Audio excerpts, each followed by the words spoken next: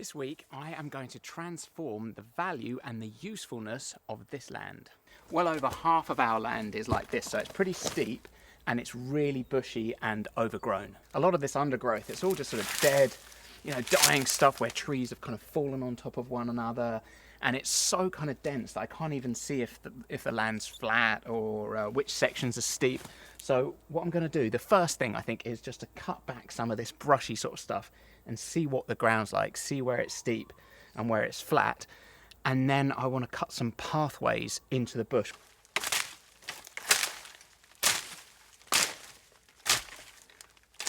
For this whole project, I'm not going to rent a digger or any expensive machinery. All I'm going to do is just use tools that I've already got. I'm starting out with this, which is awesome. It's what New Zealanders call a slasher. I don't know if other places in the world use these. I've not seen them before. Kind of like a machete, but with a long handle. I absolutely love it.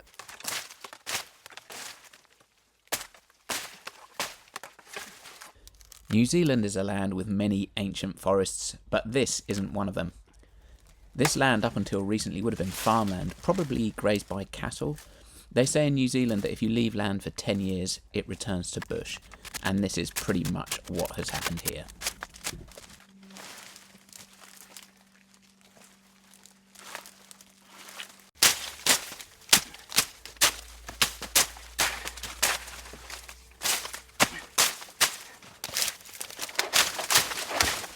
This is privet, and whenever I see privet around here, I get rid of it.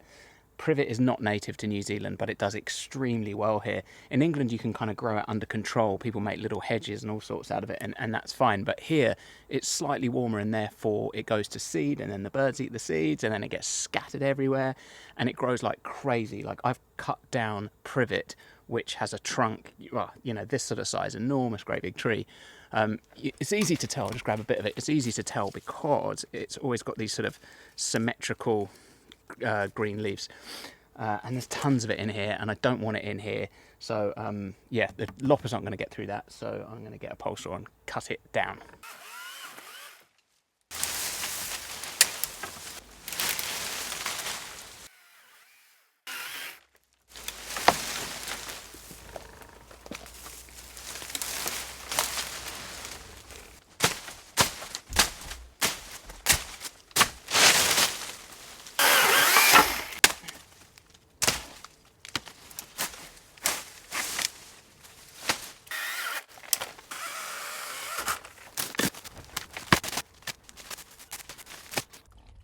These logs I'm cutting through are Kānaka. They are easily the most common tree on our land. Kānaka is a strong timber that was used by Maori for digging implements and weapons. The leaves can be used to make tea.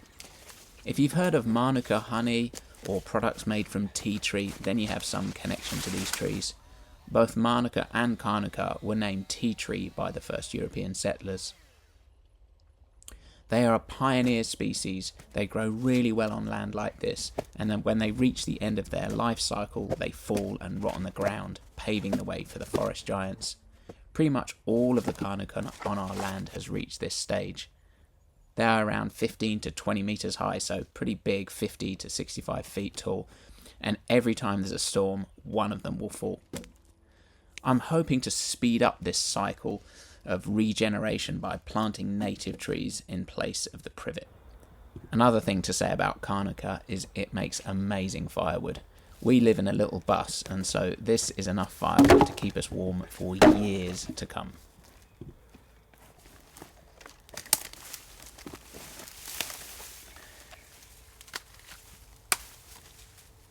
I think I'm going to leave it there for today. So far, I just feel like I've done nothing except create a giant mess. It looks like a logging company has come into the Amazon rainforest and just started tearing it to pieces. It looks pretty ugly, but I think projects often feel like that a little bit. You start them and you get to that phase where everything just looks like a mess, and then you work through it. So it'll get better. I think what I'm going to do tomorrow is I'll clear a little bit more of this away, and then I'll be able to see how the land is kind of lying, and then that'll allow me to start cutting in some pathways and maybe even a few terraces here and there. We'll see how we get on.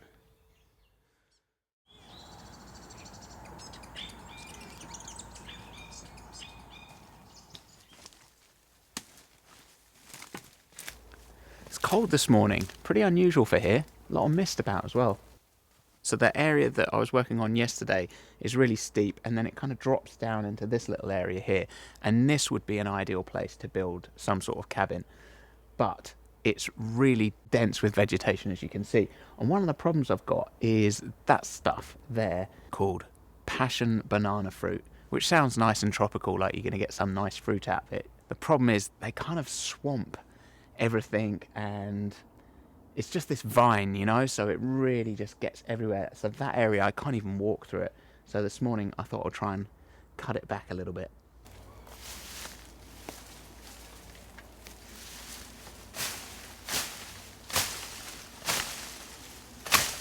The base of the vine is just here. I'll show you if I can grab some. I'll see if I can get the flower and you can see what it looks like. There you go, this is the flower, and you can see this bit's the fruit, becomes the fruit down here. It's a very nice looking thing, but they're actually illegal in New Zealand. That's how much of a problem they are. I think just because they spread, and then I guess New Zealand want to protect their kind of native forests and maybe some of the agricultural industry too. But yeah, so I'm going to do my best to get rid of this. Otherwise, I think it will just spread all over the place.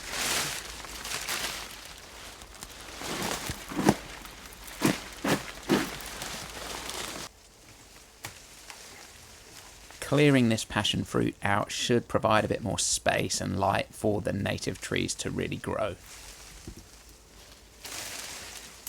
You can really see how this stuff's a problem. Look at that. Look how thick those indentations are on that trunk. It's crazy.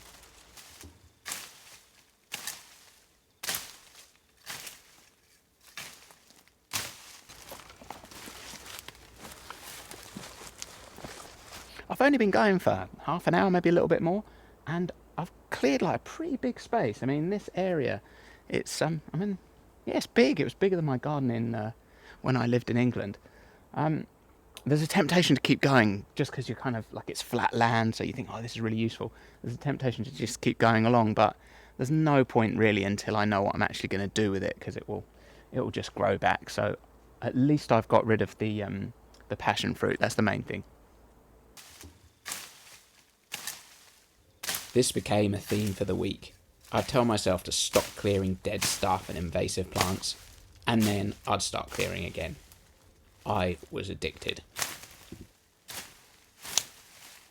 Right, that's enough clearing stuff. I need to stop that now. There's loads of these in amongst this area. These are kind of dead ponga logs. They're really useful because they don't really rot no matter how much rain they get on them. So I'm going to cut all these down, and then I'll move those up to an area where I'm going to create the paths, because these will do a really good job of kind of terracing out that hillside a bit.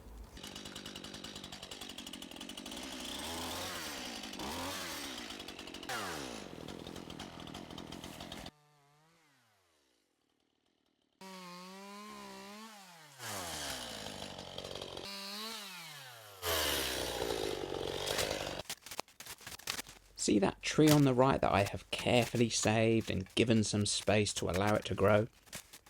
Well, I now know that that is privet too. Chinese privet. Clearly, I'm no expert here. I'm just gradually figuring out this stuff as I go.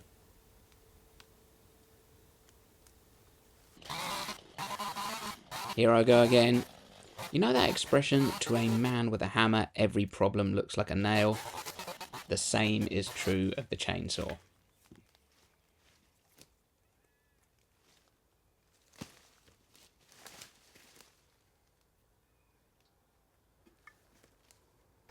Right, that's enough.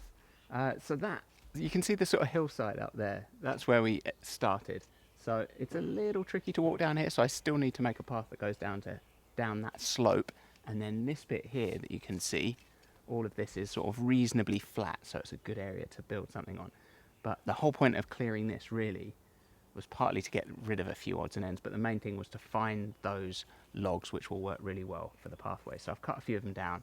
I'm going to stop clearing, like really I'm going to stop clearing this time, and move those logs up the hill where they're needed.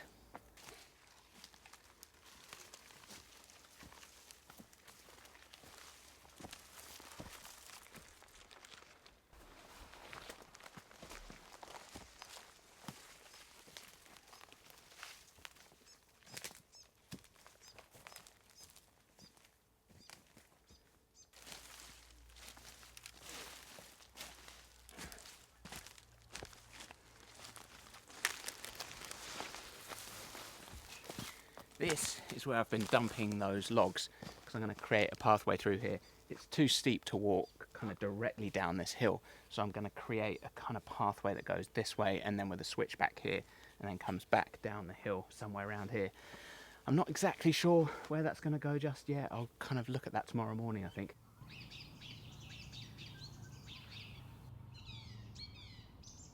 We got an absolute ton of rain last night, which should make digging down here pretty easy.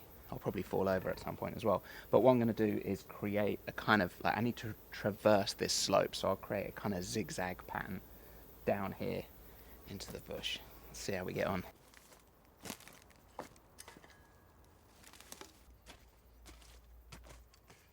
Just digging into this soil, I can see how good it is.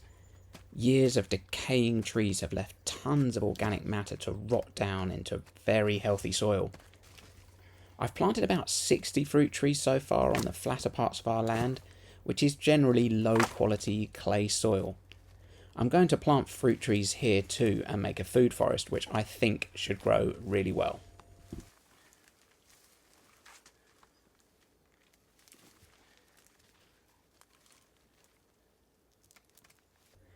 My aim with this place is to add a few fruit trees along with a few more natives. Native bushlands in New Zealand are amazing places, ancient forests pretty much untouched by humanity. New Zealand was one of the last places on Earth to be inhabited by humans, and that is what makes it so special. Humans were able to walk or sail small distances to new lands, but New Zealand's place, isolated from the rest of the world in the South Pacific Ocean, meant that humans didn't arrive here until the 12th to 13th century, when the first Maori arrived from Polynesia. Coming from England, that fact just blows me away. In those times, Chaucer was writing the Canterbury Tales, colleges in Oxford and Cambridge were being built, and yet New Zealand had yet to be seen by a single human being.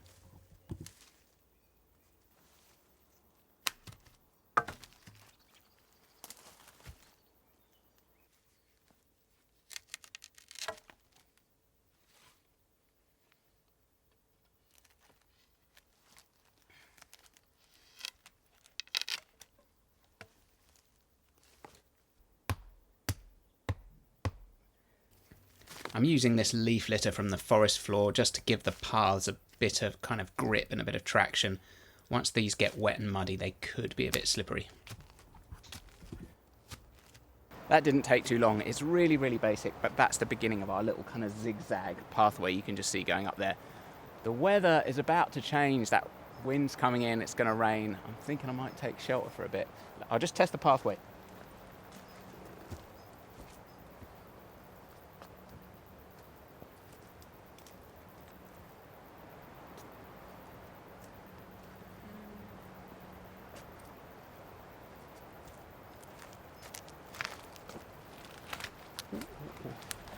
There you go. I almost fell over just off the pathway, which proves perfectly that the pathway works. The only tricky bit with these things, with the zigzag, is you're kind of traversing the slope, so that at the point at which you turn, you've got to kind of do the full steepness of the slope, so it's a little bit sort of sketchy around there. But I think it'll be okay, especially once I've put a bit of wood sort of matter over the top of it, so it's not just mud and it's not going to be slippery. But I think it should work. It needs a bit more support, but for now, that's okay. I'm going to get in, have a cup of tea and shelter from the wind and rain that's coming.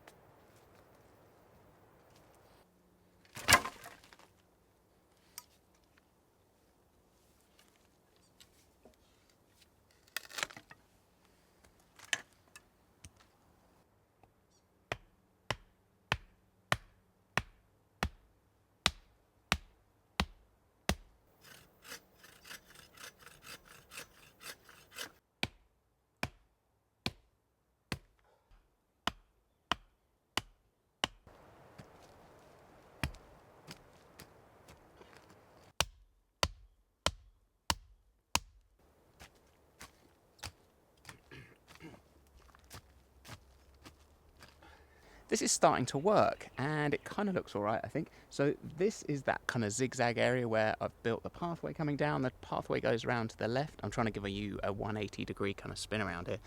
And then the pathway comes down here, and from here it kind of flattens out, so you don't really need a path as such. And then we get into that area where I was cutting down that passion fruit thing yesterday, and then this is the large kind of area that I got slightly obsessed about and cleared. So this is where at some point hopefully I will build something in here, and that pathway just means that I can access it and bring wood down and bring tools down and stuff like that. The pathway isn't by any means perfect at the moment. It needs a bit more work, but tomorrow I'll get on with that and make the path a bit more kind of secure.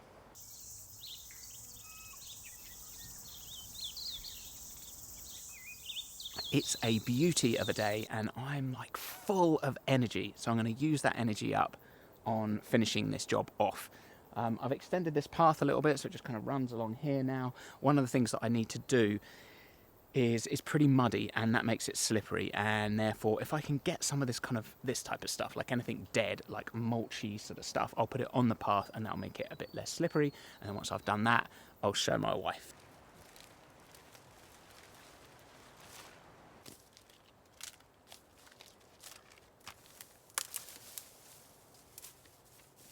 When we lived in England, our house was something I felt we owned, an asset to be developed and then sold, a rung on the property ladder. We'll never sell this land, but strangely, I don't feel like I own it either. It feels too impressive, too grand for that.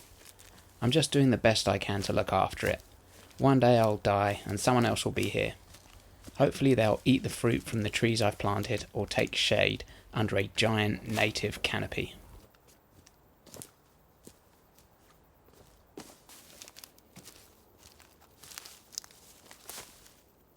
I keep saying I finish clearing and then I clear a bit more. It's kind of addictive.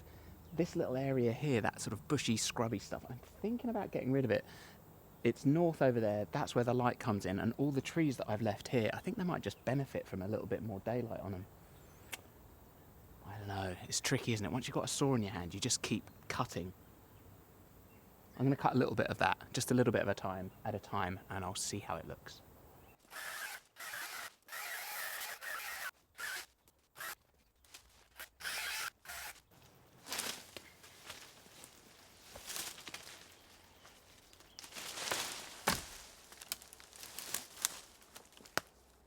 Privet, more privet, keep finding it. This is weird, never come across this before. It's like this, it's a vine, and it's got these tiny little barbs on it, a little bit like kind of rose thorns, but much smaller, and it kind of sticks to your hands. It's evil, and you can see it's kind of going all the way up there, kind of swamping that plant, and it goes down to a vine. It's actually quite difficult to cut it, it's weird stuff. But I'm just going to hack at it a little bit. I don't want that in the garden, surely. If you know what that is, let me know. Horrible stuff. Oh, careful.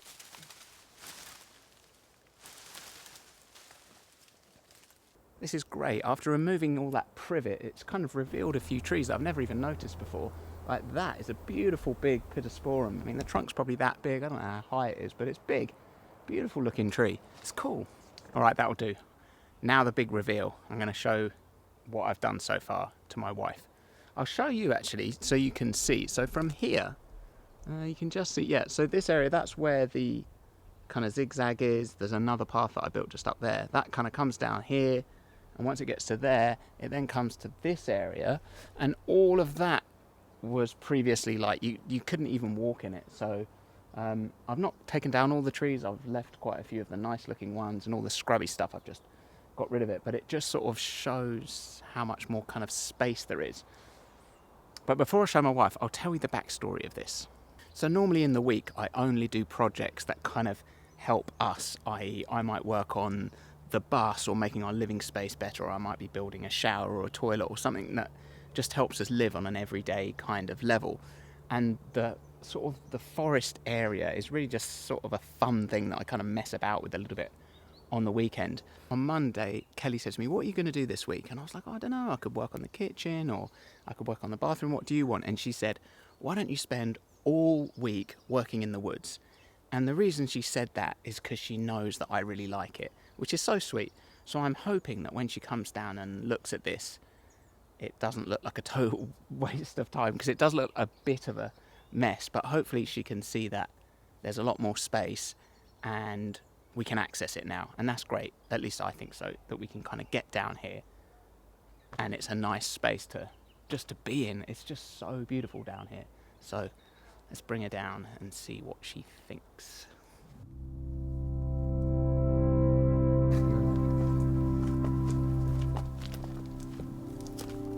Wow, looks great. Wow. Whoa. We've got more land. God, I bet the fantails are happy. Yeah, the fantails are going crazy. Wow, this is the space. Pretty good, huh? Pretty amazing. See, my wife said all the appropriate things at the appropriate times. Amazing. Just block the sun. Thank you so much for watching. Thank you for watching. We'll see you next week.